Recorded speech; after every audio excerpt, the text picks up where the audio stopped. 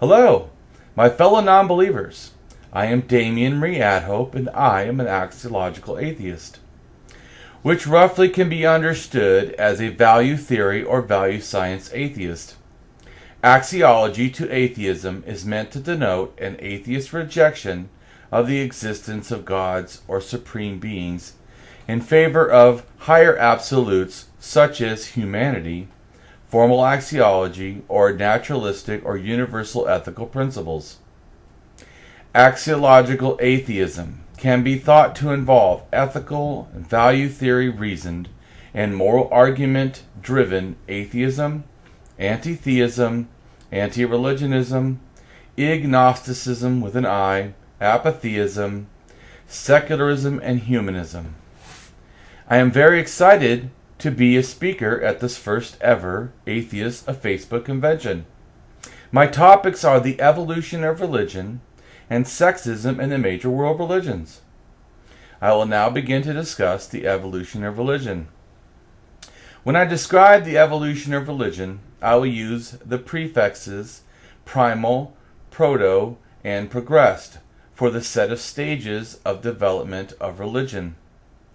My use of primal, proto, and progressed as prefixes for the subclasses I have organized, such as early superstitionism, early religionism, and organized religionism, all connected parts in the evolution of religion. The primal prefix is meant to express the very basic aspects appear but not yet fully evolved, or beginning a semblance are starting to come together but lack form. Proto-prefix is meant to express the earliest form of, or all parts or the earliest aspects are now assembled. And progressed prefix is meant to express the concepts or behaviors more fully solidify, or all parts of the aspects are now further developed from previously assembled concepts or behaviors. I would first like to point out that there seems to be some scant possible hintings of the earliest pseudo-superstition before 1 million years ago, and possibly back to 2 million years ago. Yet, likely this is not yet full superstitionism, and it is definitely not religion. But there still is elements there that are forming that will later be the future religion's further evolution. The pseudo-superstition starts with symbolic superstitionism or seeming sacred behaviors that may have been possibly exhibited, even if only in the most limited ways. They start to further standardize around 1 million years ago with primal superstition. Then the development of religion evolution increases around 600,000 years ago with the proto-superstition, and then even to a greater extent around 300,000 years ago with progressed superstition. Religion evolution moves from loose growing of superstitionism to a greater developed thought addiction that is used to manage fear and the desire to sway control over a dangerous world. This began to happen around 100,000 years ago with primal religion. Next, the proto-religion stage is around 75,000 years ago or less. The progressed religion stage is around 50,000 years ago. And finally, after around 13,500 years ago, we begin with the evolution of organized religion. The sesta stage for the development of organized religion is subdivided into the following stages as well. The primal stage of organized religion is around 13,000 years ago. The proto-organized religion stage is around 10,000 years ago. And finally, the progressed organized religion stage begins about 7,000 years ago with the forming of mythology and its connected set of dogmatic propaganda strains of sacredizing superstitionism. I will now begin to discuss on sexism in the major world religions, which roughly can be thought to happen from the beginning of sexism, and how it is evident in the major world religions afterwards. From an ancient past, evidence shows that sexism was near non-existence, and females were highly valued. Current in the world with the male-dominant thinking, male-centric religions, and the many cultures and societies marginalizing women and promoting sexism, which all seems to devalue and give a lesser status or limit the value of women. Moreover, it should be understood that there were any male gods. There was mainly only female goddesses, animals, aspects of nature, which were held as possibly spirits or maybe something like deities. Many present-day thinkers may find it difficult to comprehend that women could have been valued or been equal to some extent or even hold a position of power, especially political power, in early historic religion and early historic times. However, from the earliest writings, we see that as far back as 6,000 years ago, women were documented as leaders and held other positions of political authority. And this went on for thousands of years, but it starts with the legendary Queen of Ethiopia. Likewise, according to a scientific study, there is further confirmation, which shows that sexual equality is nothing new, even if it is now something long forgotten. In contemporary hunter-gatherer tribes, evidence shows that men and women tend to have equal influence on important decision-making. Such findings challenge the idea that sexual equality is a recent invention, which suggests that it has been a norm for humans through most of our evolutionary history, especially with hunter-gatherers. Getting back to the timeline, by at least 12,000 years ago, female goddesses and not male gods could be thought to be created. However, the female goddess may have been created as early as 40,000 years ago or earlier.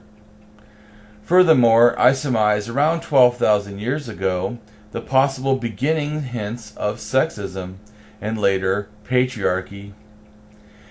Before 12,000 years ago, women seemed to have a special power of giving birth. But then things started to change. Women started to lose this perceived special magical status. However, as time went on, women were starting to be seen more and more as an object. Since animals were being domesticated and humans started to understand birthing.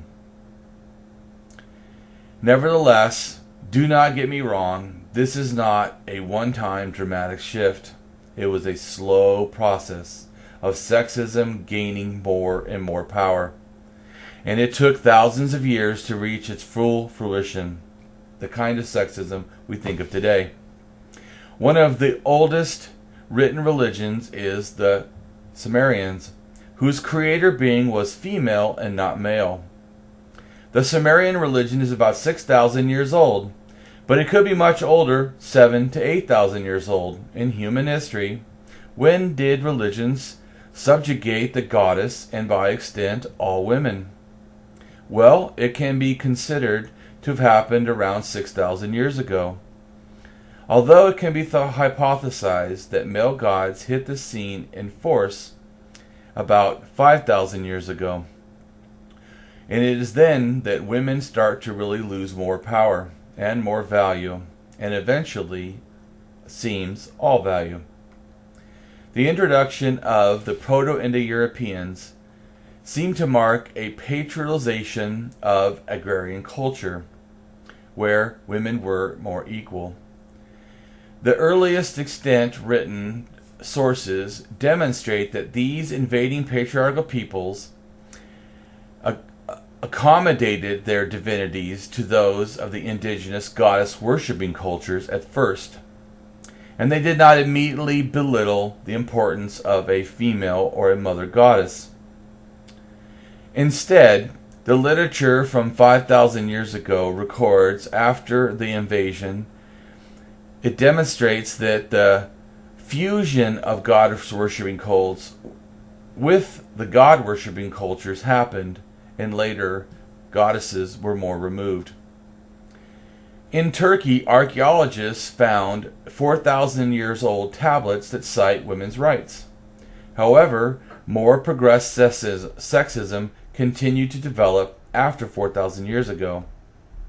Even today, women hardly have any value in some areas, and even regarded as not having an equal status.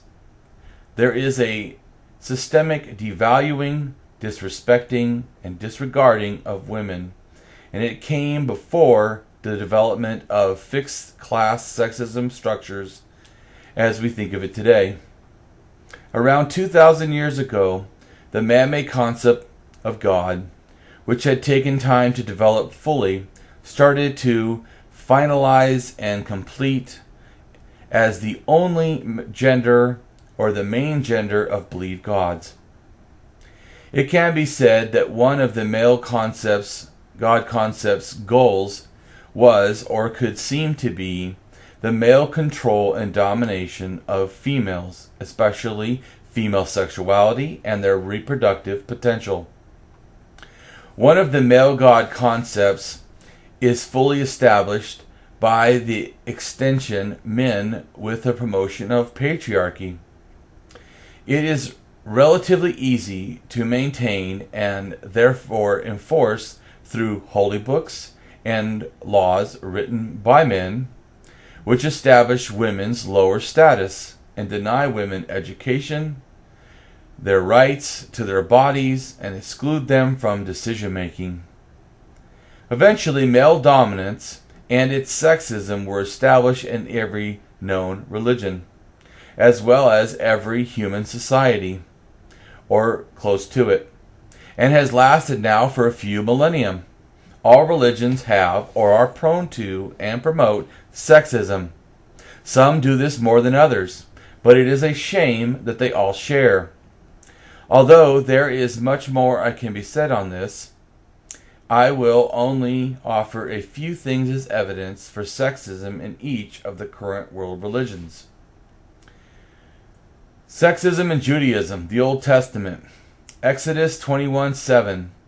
God not only sanctions the selling of your daughter into slavery, but also gives out laws on how it should be done. Leviticus 27:3-7. God places a dollar value on human life, with women and girls less than men and boys. Deuteronomy 22:23 and 24. Women who are raped and fail to cry out are likely enjoying the attack of rape, thus should be killed. Sexism in Christianity, the New Testament. 1 Corinthians 11:7-9. For a man is in the image and glory of God, but woman is in the glory of man.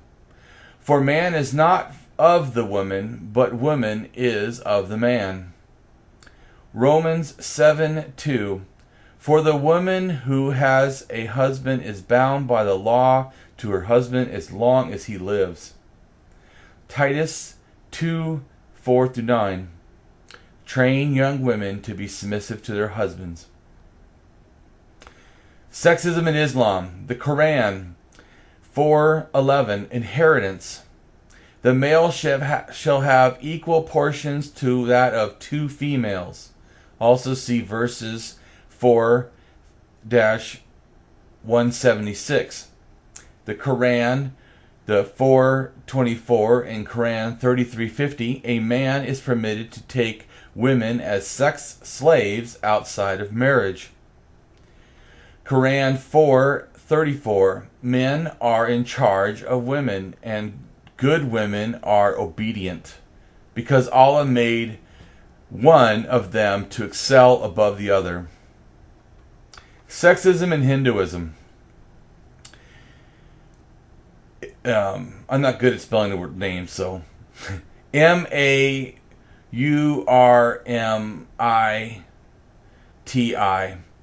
5:148. In childhood, a female must be subject to her father, and youth to her husband, and to when her lord dies, which is the husband, to her sons. A woman must never be independent. In 9-24, men must make their women dependent day and night, and keep their own control. Those who are attracted to sensory objects. A woman is not fit for independence. Rig Veda 8:33-17 through 17. The mind of a woman cannot be disciplined. She has very little intelligence. Sexism in Buddhism. The historical Buddha said females' defects, greed, hate, delusion, and other defilements are greater than that of a male's. The historic Buddha refused to ordain women as nuns. He said that allowing women into the nunhood would cause his teachings to survive only half as long. A popular belief in Buddhist countries is the negative karma that results in a man being born as a woman. In Pure Land Buddhism, women must be reborn as a man before they can enter nirvana. In Travasanan Buddhism, claim that a woman could never become a Buddha. The Ecclesial Buddhism Council of Thailand announced publicly that any monk who supports the ordination of women will be subject to severe punishment. Sexism in Shintoism. The Festival of the Phallus is a Shinto celebration centered on local penis veneration in the shrine of Kawasaki, Japan. The legend is that a sharp-toothed demon, Vagina Dente, hid inside the vagina of a young woman and castrated two young men on their wedding nights. As a result, the young woman sought help from a blacksmith, who fashioned an iron phallus to break the demon's teeth, which now has led to the enshrinement of penis veneration. A spiritual practice that sees women involved in a relationship with sight, because they are always only blind or visually impaired women who can join this order. Male sight, on the other hand, specifically is to see women out of the public eye. It occupies a privileged position in every form in ancient myths to modern wedding rituals, and continually exerts oppressive influence on the lives of women, monitoring and impeding their public movements. Female pollution involves the idea in Shinto ritual, which is used in the past to justify discrimination against women.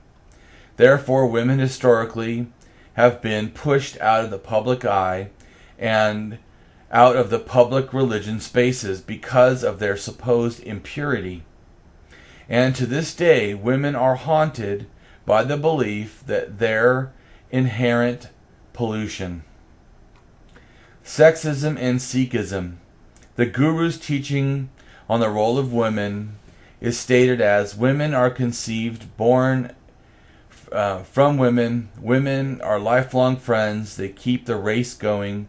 Why would we despise her, and one who gives birth to great men? This is the third guru.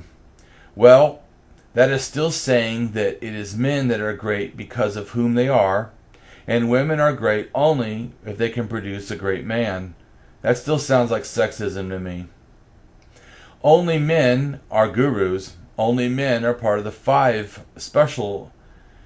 And this, yes, again, tells me Sikhism is not completely equal to women. A Sikh who is a self-proclaimed self-claimed feminists states ancient cultural traditions sometimes take precedence over prescribed rituals in Sikhism. And one of the famous Sikh kings of the Mongol India was considered a model Sikh. He had 7 wives. Not only does polygamy go against Sikhism beliefs, but also half of his wives committed sati, which is a widowed woman commits suicide by burning in fire. When he did this was happen, they did this when he died in 1839. In Indian society today, school attendance of Sikh girls is lower than school attendance for boys that are Sikh. The Asian Network had reported the rise in Asian couples who were Sikhs traveling to India to abort female fetuses. And no sweets are shared among Sikh relatives to celebrate the birth of a girl. They do celebrate with sweets, usually when it happens to be a boy that is born.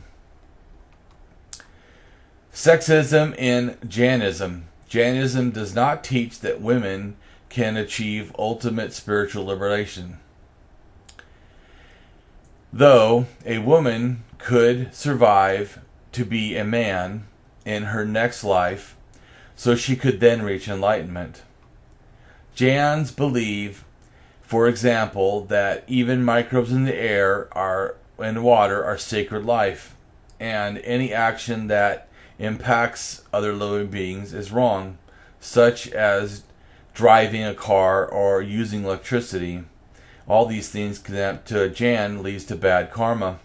Therefore, to Jains, bleeding, which occurs in menstruation, is thought to kill microorganisms in the female body, making the female body less non-violent than the male body, and the female body more prone thus to bad karma. Jain texts say that women's genitals and breasts are the source of impurity, and that they have microorganisms living in them that are harmed. Jain theologians have written that due to the body secretions of women, there is a suffering itch which gives them uncontrollable sexual urges. They believe that a woman cannot take higher vows of ascetic reincarnation because naked women would have too deep emotions, shame of being naked, and fear of sexual assault which they might face. Sexism and Confucianism. Confucius about women said women and girls are difficult to handle. If you get familiar with them, they stop being humble. If you keep them away, they become resentful. This sounds like an awful insulting thing to say about women. A well-known sexist Confucianism commandment is, since the age of 7, men and women should not share a room or share food. And when a young woman, she should only obey her father. When married, her husband, and when older, her son. Our creations, later generations of Confucianist scholars have used this to develop even greater sexism tendencies, and this started around the Tang Dynasty era of 618 to 907. According to Confucianism structure of society, women at every level are to occupy a position lower than men. Most Confucianism accept the servitude of women and women to men as natural and proper. Ableism. Highest leadership of the religion is only men. Their central figures are also only men. Women are excluded from the religion's highest governing body, even to this day, the Universal House of Justice, which is confined to men, thus is only sexist, and does not constitute evidence that the Bali faith in any way supports men. supports women, but does show a superiority of men over women. In 1997, a Canadian fantasy writer was disenrolled primarily for his outspoken emails in forums for women's full liberation and inclusion of women in the Bali administration. Furthermore, the Bali faith, there are particular cases of assignments of different roles to women than to men at every level, the individual life, family, and society. And that